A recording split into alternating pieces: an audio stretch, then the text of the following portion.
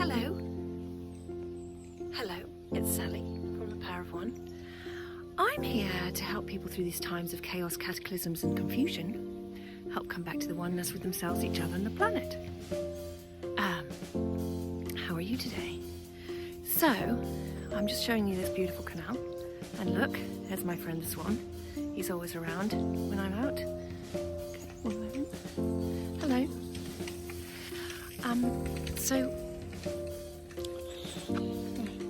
Where's it gone? Oh, there it is, looking at me.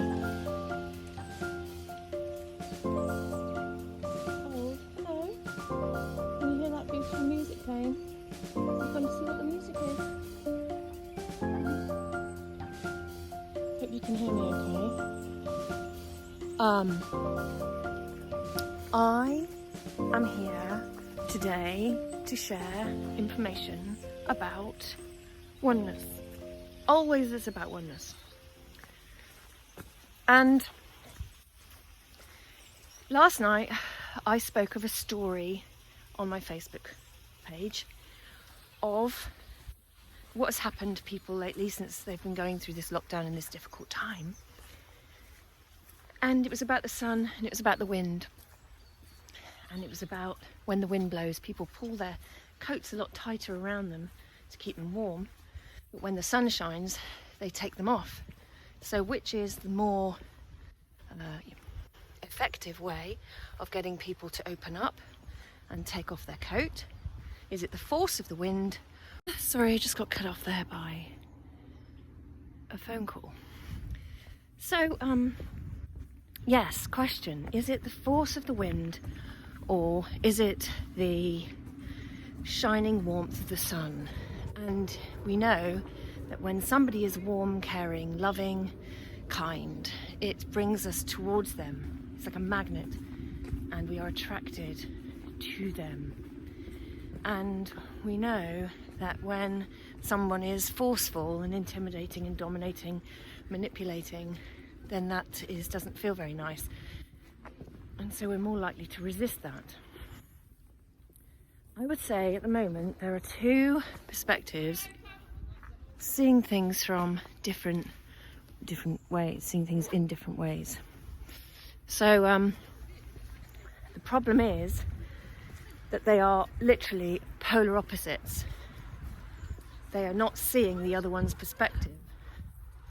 And I really, really would try, I'm going to try, to help both sides see the other side.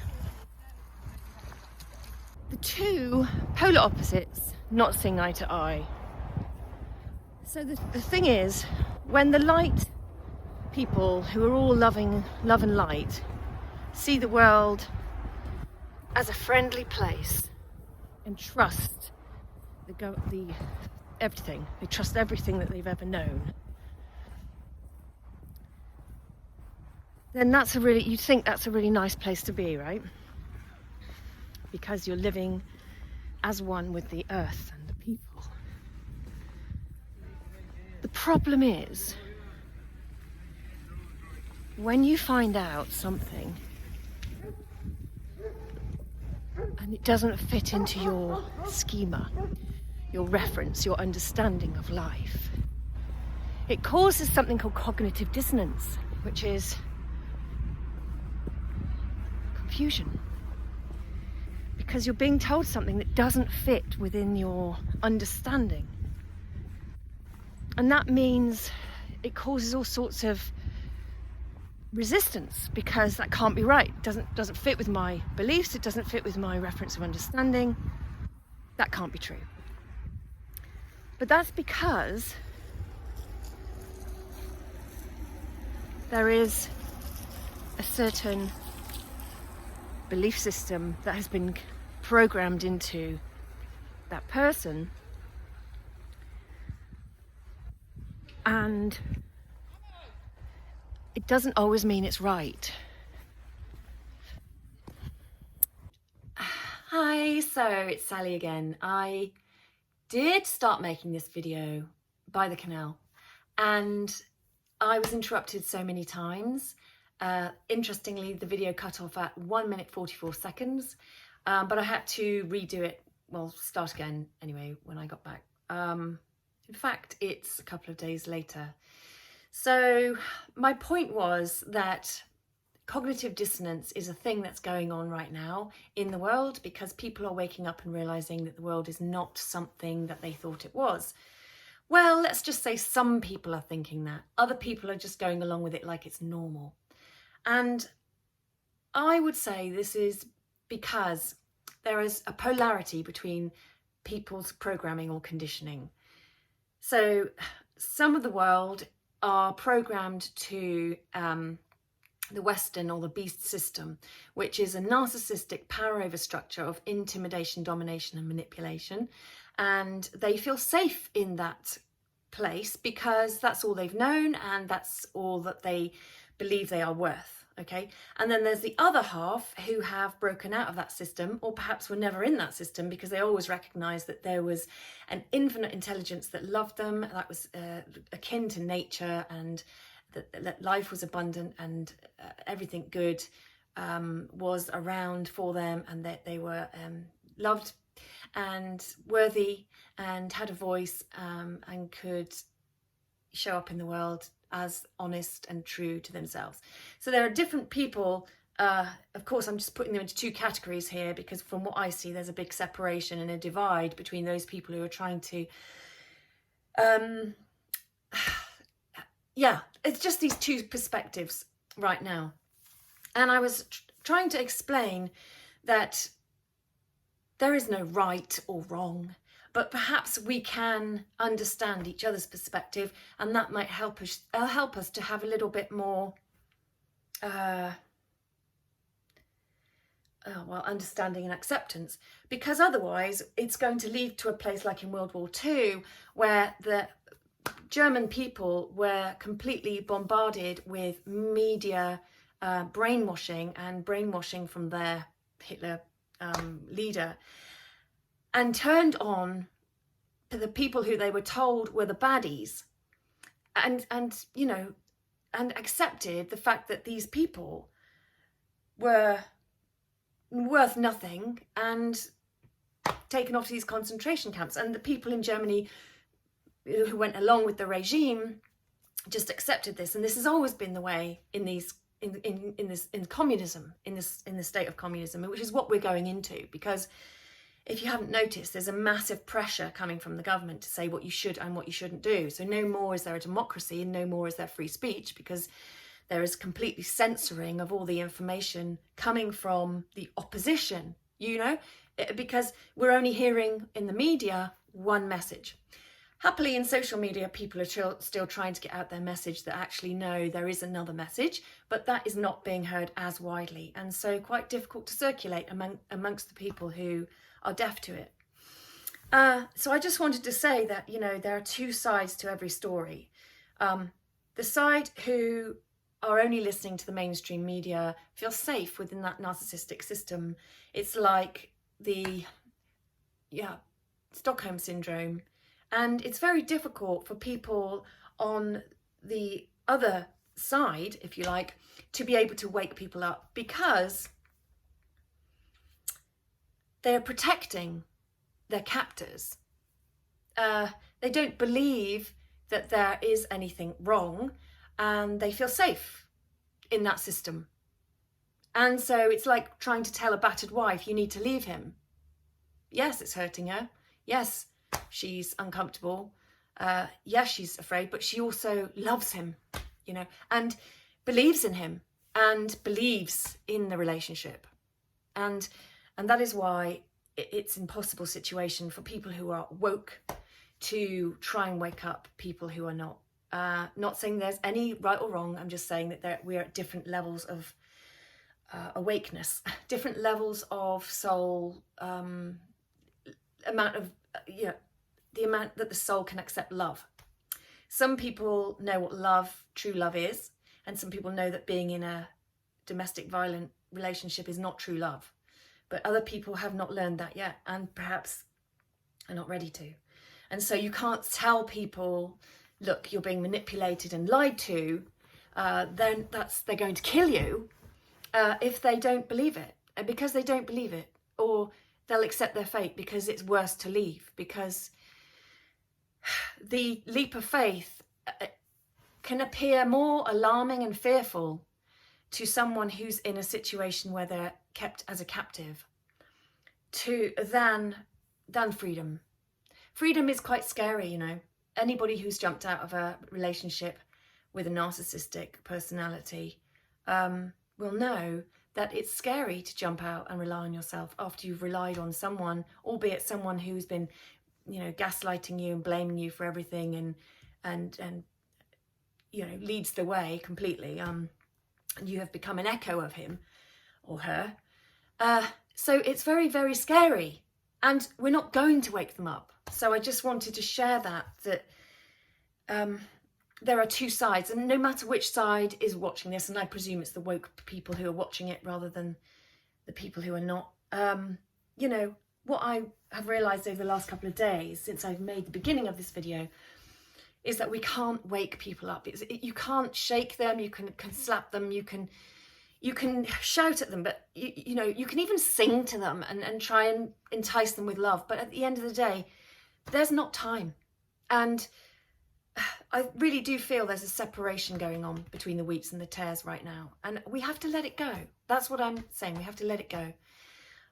We can go into a heart space and meditate and just let things go, let things be, surrender it to God. Let go and let God, because ultimately it's God who is dealing with this. Now, the way I see it, which helps me, is that this is a giant simulation computer game, which is something that I've been shown is a simulation. I don't expect you to believe that, but each of us need to do our own internal work when we meditate and find out these things for ourselves. So this giant simulation, we're only energy here anyway. Even Tesla said that we're only energy, frequency and vibration. Albert Einstein said we're 99.9% empty space. So we know we're not here really. That's why Jesus or God says, or it says somewhere in the Bible, not a hair on your head will be harmed. So, you know, we know that. We know that we're not really here. So we really don't have anything to fear. We don't have to fear the death of these entities because, yes, their consciousness might experience something that's negative, but it's not the truth of who they are. Their consciousness, they are just consciousness entities, and ultimately go back and have another go at it. And, you know, even if they stay separated from God for another 1,000 years, that's their sole choice. That's their sole plan. We can't do anything about that. We have to let go. And the last couple of days, funnily enough, I didn't have any Wi-Fi. So I've been spending my last couple of days enjoying just my own heart space and just completely gave up to and surrendered. You know, no more sharing stuff on Facebook to wake people up and shout at people, because they're not listening, they don't understand, they can't leave their captors because they're afraid. It's a subconscious level of fear. You know, it might be about, yeah, who has fear and who has faith, who has fear and who has the courage to jump. But at the end of the day, there's a lot of work that goes into deprogramming somebody's soul from a narcissistic template. You know, we're trying to overcome, if you look at us as in entities that have come here on the third dimension to raise ourselves to the fifth dimension and higher, we have to overcome the slavery template, which is the narcissistic template of dominate, intimidate and manipulate. Yes, we have to overcome that, i.e. leaving all the narcissistic relationships, our workplaces, our partners, all the places that have hurt us, and we recognize, no, that's not who I am. I know who I am, and nothing that you say what I am is truth. I know what I am, and what God tells me I am is truth.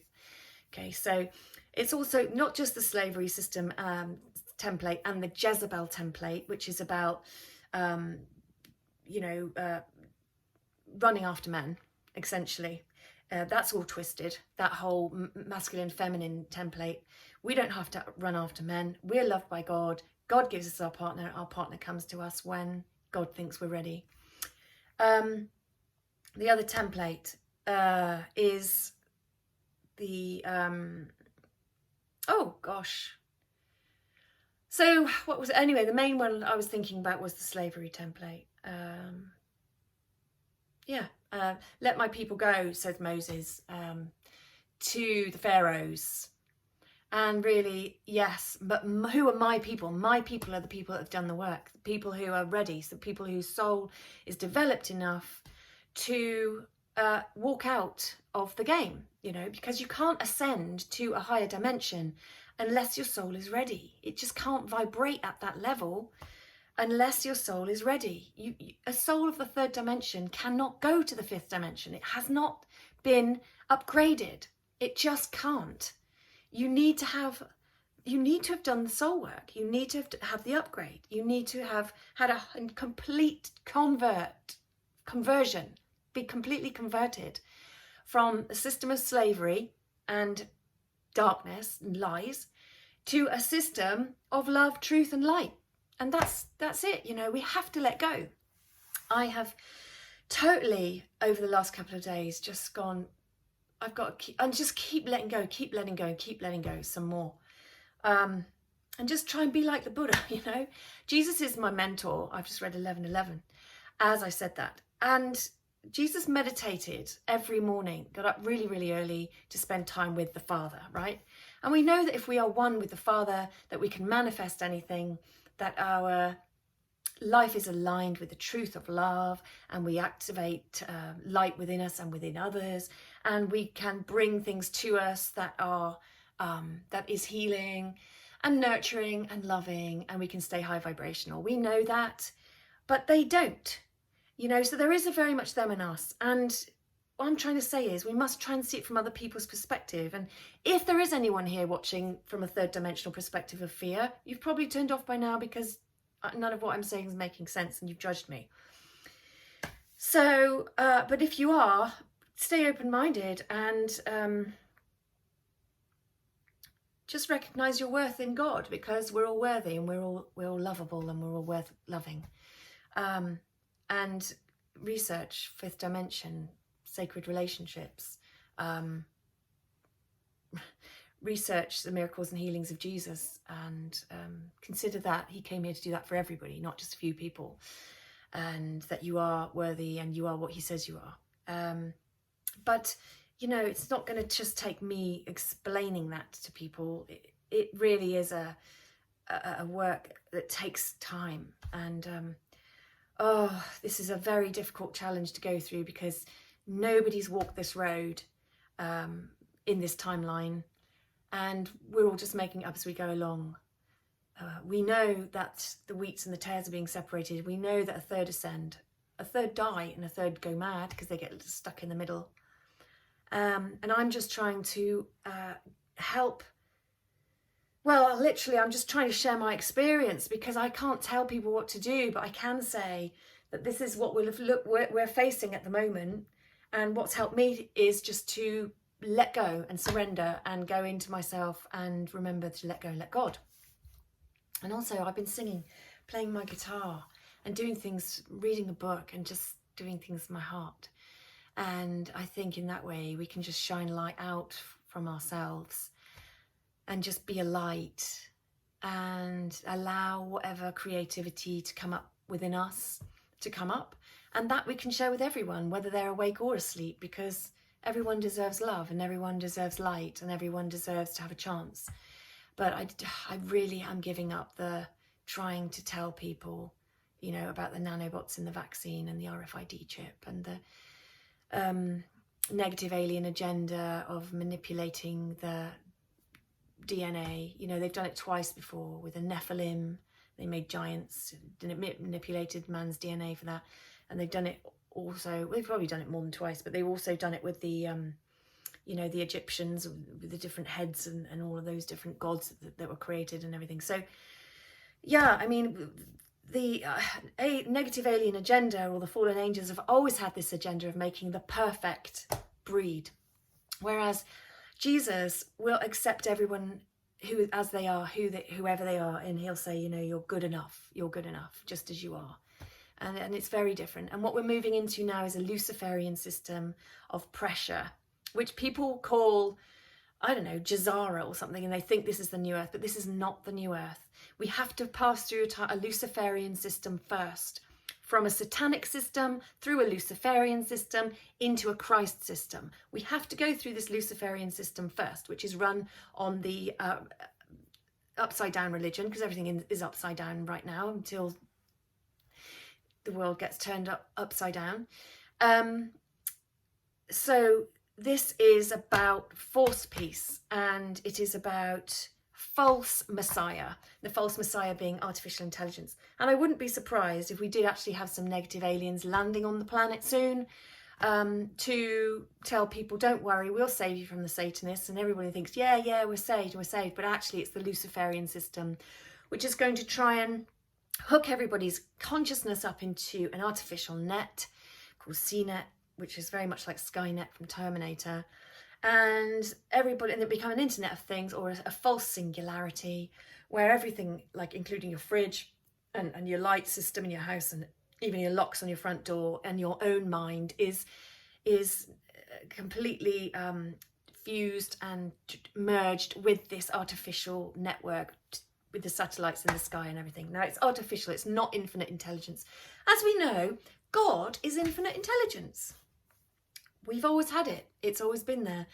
We don't need to hook ourselves up to some artificial intelligence when we have God, because God is infinite intelligence, and he is what creates us, who we are, and when we die and when we come back again, in the cycle of life and the seasons and everything, and the way things flow beautifully as it is.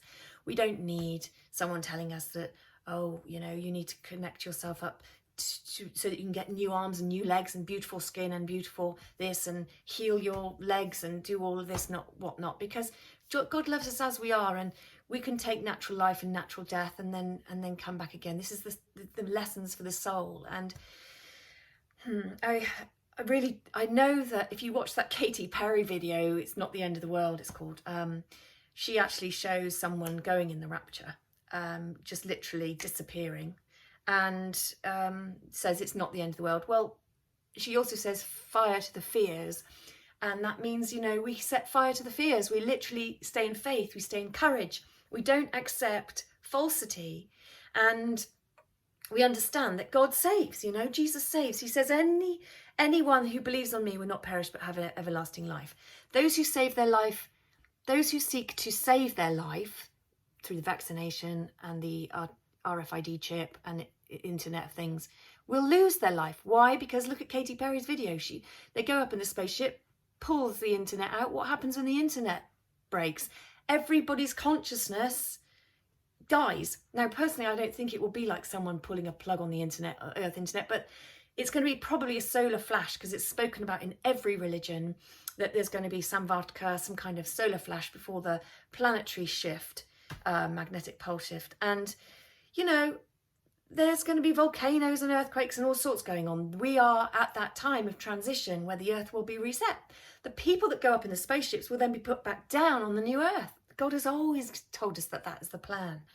That has always been the plan. That has always happened. Every single evolutionary reset that has happened. We're in the 6th one now, right? So this is the 5th mass extinction. And so what, you know, we get taken up, we're infinite consciousness. We go with our own infinite consciousness, which is all we are, and we are taken up and then put back down again. This is a simulation. Like I said, you're an avatar here. You're not really here. You're elsewhere. So it's literally like you're running on a 3rd dimensional platform game, and we're now going on to the 5th dimensional platform game. So you're going up a level. So all you do is you pull out of that level and push into that level, and it will be like that. Jesus has told me that there is no pause between this game and the next. So he doesn't actually call it a game, but he says this experience and the next. I mean, I shouldn't call it a game, because people are so frightened, and there is so much suffering, and there is so much people worry so much about death. And yet we know that death isn't real, because, you know, people who have connected to the other side see their ancestors or people who've passed over in the other realm, and, you know, connect to guides and spirits and to Jesus and angels and everybody else, anybody else as well. Now, I wouldn't say that I've ever connected to Buddha, but, you know, life's a hologram, and my friend went into vision space and she saw Yoda. So we have to go with whatever people experience in that higher dimensional holographic reality. If everything is a hologram, then we're only here experiencing. So my advice is playful out, have a good time, receive as much love from the divine as possible, be creative, be on power, dance, sing, be a light for others, but try not to be that whole aggressive, shouty, you must do this, because, you know, we're no better than them. We're no better than the narcissistic people who want to manipulate, dominate and intimidate. And I just think, nah, fall back into light, you know, fall back into light and just shine and just show the love and the light. And then it doesn't matter who you're appealing to. And your message is one. Your message is love. And that's the only message that there ever is. People can only be woken up in stages, and it's usually by drip feeding love. If they are a cup and that cup is full of darkness, how can that love get in? It can't. That darkness has to be emptied out before the love gets filled in, and that only happens when people ask for conversion from God. So you could say, Holy Spirit, please enter me and clean me out and fill me up with light and allow me to be a beacon of light for others. You can say that, and that will start the process, but it is a long process. I do think that people, if they ask that, will be taken from the third dimension to the fifth dimension if they recognize who God is, the infinite intelligence that came here to rescue us and take us out of one system into another. And I do think that would happen. And I do believe that Jesus is God in the flesh. I believe that. And I know many people believe many different things. But I believe that because he's my holographic avatar, if you like. He's the one I spend time with in the higher dimensions. So who knows? I mean, who knows what the truth is? The truth is love, ultimately. The truth is love. And how can we love each other? We can meet each other where we're at. So you can only speak to someone at their level of consciousness. You can't go in and tell them, you know, high level maths to a nursery school child. It just doesn't work. We have to speak to people and appeal to people at their level of consciousness and their level of awakening and their level of heart love or heart fear. That's all. Pull back and just love yourself as much as possible. I mean, invite love into your life, share that with others. And when I say love yourself, what I mean is accept and receive the divine light and love of God, of the divine, of Jesus, of Christ. And that's within us. You know, we must power up and expand our heart space, our heart portal, so that we really feel at peace and at one. And that is what atonement is, at one mind.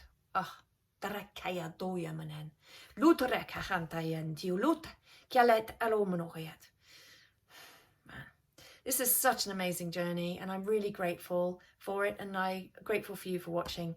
And as I said, if you do want to follow my experiences, like and share and subscribe, and yeah, just learning from each other here as we go along, because nobody knows everything. We're all pieces of the puzzle, and yes, this is going to become more interesting as time goes on. There is no time.